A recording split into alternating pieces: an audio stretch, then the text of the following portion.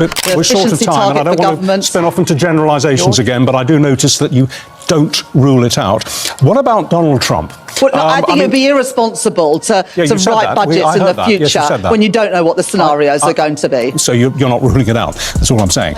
You've said this, and I'm simply underlining the fact that that means that you're not ruling them out. 250,000 people, yes, 250,000 are set to be pushed into poverty each year. According to government figures, this is the result of cuts to benefits. And it's not just an abstract number. It means real families with real struggles facing even harder times. Out of those 50,000 are children. The Mirror, a paper that usually supports labor, has boldly accused Chancellor Rachel Reeves of balancing the nation's finances on the backs of the... So how does Rachel Reeves respond to these harsh claims? Is the price of economic balance worth the human cost? We've got a situation today where 1 in 8 young people are not in education, employment or training. And as a Labour Chancellor, I am not willing to write off a generation of young people when I know that they could be in fulfilling work, making more of their lives. And that's why yesterday I announced £1 billion worth of support for guaranteed, personalised, tailored support to get people back into work. The figures are hard to ignore. 250,000 people each year could be pushed into poverty as a direct result of cuts to benefits under Chancellor Rachel Reeves' policies. That's a staggering number, and it's not just about statistics on paper. It's about real lives, real families. Among these 250,000, over 50,000 will be children. Think about it. 50,000 young lives that will face even greater hardship, living in families struggling to afford basics like food, shelter, and clothing. These are the children who will miss out on opportunities to grow up in stability, to have the same chances that so many of us take for granted. Not write them off because of their disability. And I know that. You obviously don't want to talk about your emotional feeling about it, so let's look at the figures then.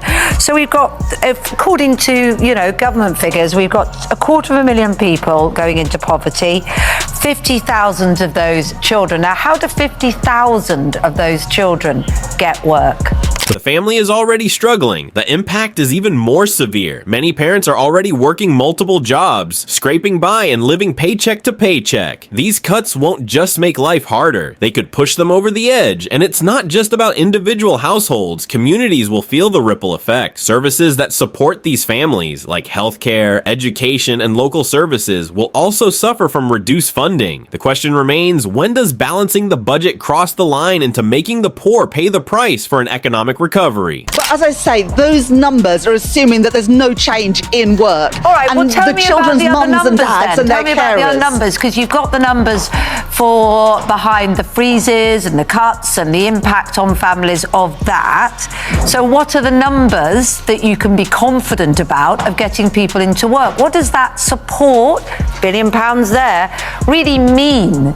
Because I wonder, we've had people commenting this morning that they say, I'm disabled, I'm in a wheelchair, what am I going to get from my job centre that gives me the real access to that work? It's not going to work looking at my CV. It involves employers taking me on and making changes, all of those things. So we can see the bad stuff. You say there's good stuff coming. Give me some numbers, tangible numbers on it, if you don't want to talk about emotion. Rachel Reeves stands firm against claims that her policies harm the poor, defending her approach by focusing on balancing the nation's books. For her, securing the economy comes first, and cuts to benefits are necessary to avoid overspending. But she doesn't stop there. Reeves argues that the real solution to poverty is not just benefits, but getting people back to work. Her £1 billion plan aims to provide tailored support to help people re-enter the workforce. To Reeves, the welfare system should be a stepping stone, not a permanent solution. She highlights investments in job training, apprenticeships, and support for the unemployed as the key to long-term poverty reduction, drawing from the success of programs like the New Deal that helped many secure stable jobs and improve their financial futures. Well, the Office of Budget Responsibility say that they're going to work over the summer to look at the impacts of that back to work scheme. So that work is going on at the moment. But in the meantime, we're going to crack on, learn from the New Deal for disabled people in the past. We know that there are tens of thousands of people who are desperate to work but aren't getting that support today. There are already initiatives like access to work, but too few people are able to get them. But with 1 in 8 young people who aren't in education or training, that's why we're increasing the number of apprenticeships, I know, and you've been very clear about that. I hate to interrupt you, skills training and construction. But we already know, don't we, and you've identified that some of the mental health reasons for people to be on these benefits are... Reeves argues it's all about creating opportunities for people to work and earn, not just relying on state support. But will this approach work or leave too many behind? The government's own impact assessment paints a grim picture. Cuts to benefits will hit millions, with families already struggling the most. Around 250,000 people could be pushed into poverty each year, including 50,000 children among the hardest hit. These numbers reveal the harsh reality of these cuts. However, supporters argue that the long-term goal is economic stability, which will eventually benefit everyone, including the poor. They see cutting benefits as necessary for balancing the budget and ensuring future growth. Critics, however, warn this short-term focus forces vulnerable people to pay the price for a recovery that may never come. Is the money going to go for that? How do they get the help back? I think people just can see the damage, but can't see the vision. Look, I think we all know that the last few years, the pandemic, it has had a toll on people's mental health. And that's why, as a government, in the autumn at the budget, I put more than £20 billion into the National Health Service, including increasing the support for things like cognitive behavioural therapy, mental health support, so that it isn't the Cinderella service of the NHS. The debate over the impact assessment has sparked intense controversy. Some argue the government's figures downplay the human cost of the cuts, while others believe they fail to consider the potential benefits of Rachel Reeves' employment programs. Will these cuts strengthen the economy or deepen the divide between rich and poor? Reeves defends her welfare cuts by stating the system must evolve. She argues the current benefits-focused model isn't enough to lift people out of poverty long-term. Her solution, a work-first approach that encourages employment over state dependency. For Reeves, the welfare system should be a safety net, not a trap, acting as a springboard to help people get back to work and achieve financial independence. Pretty much every economist who's been quoted in this morning's papers, on the right, on the left, in the centre, are predicting with almost complete certainty that you will have to raise taxes in the next few months. We've been following your interviews on the media this very morning. You've not ruled that out. You've kind of obfuscated on question after question about it, which is what you do, but you haven't ruled it out. Are we going to see tax rises? Are you going to be forced into imposing tax rises, and where will they fall? Well, it would be wrong to try and write 4 years more of budgets, a spring statement. Lots of people were predicting I was going to increase taxes yesterday.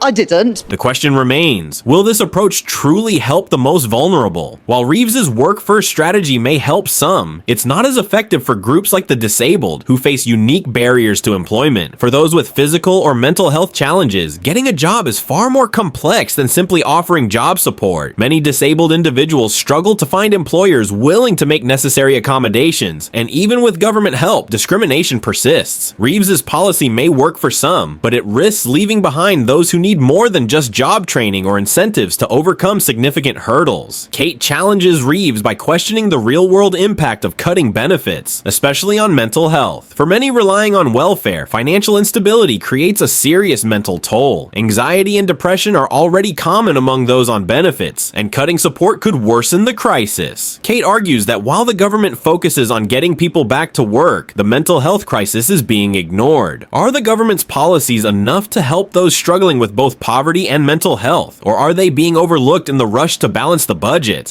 Rooting out waste, we're getting rid of the quangos. quangos. I'm sorry to interrupt, but I notice but we're short of time, and I don't want to spin off into generalisations again, but I do notice that you don't rule it out. What about Donald Trump? Well, no, I think it would be irresponsible to write budgets in the future when you don't know what the scenarios are going to be. Rachel Reeves promotes a £1 billion investment in job training and personalized support, aiming to help people secure long-term employment. She stresses the importance of tailored assistance to get individuals back to work. However, the question remains, will this be enough to tackle the real challenges people face? Many, especially those with disabilities or mental health issues, need more than just training. They need guaranteed comprehensive support, workplace accommodations, and accessible job opportunities. Can this program truly lead to sustainable jobs, or is it just a short-term fix? Disabled workers in particular face significant hurdles in Reeves's work-first plan. Many struggle to find jobs due to physical and mental health limitations, and even with job training, they encounter barriers like employers unwilling to provide necessary accommodations. Take Sarah, for example, who has a disability and feels that despite her qualifications, job opportunities often ignore her needs. They want to help, but not really, she says, frustrated by the lack of real support. The concern is that while these initiatives may benefit some, those with disabilities could be left behind without more tailored solutions. Donald Trump. I think it would be grossly irresponsible to do that. Yes, you've said but this. people can we move see on, my please? instincts. Yeah, you've said this. And I'm simply underlining the fact that that means that you're not ruling them out. Now, Donald Trump blew a bit of a hole in your plans overnight. He's imposing a 25% tariff on UK cars being imported into the USA. You've got talks with the American government later today about a possible trade deal. What are the percentage chances, do you think, of reaching a deal which will scotch that 25% tariff? Because it's going to have a massive impact on your plans and on the British car industry. As the government pushes forward with austerity measures, the looming question is whether tax hikes will be needed to balance the books. While some argue that higher taxes are unavoidable for long-term stability, the real concern is how these tax rises will impact working-class families. Higher taxes could stretch already tight budgets, leaving less money for essentials like food and housing, pushing those already struggling deeper into poverty, contradicting the government's goal of lifting people out of hardship. Will the tax hikes hurt the very people they aim to help?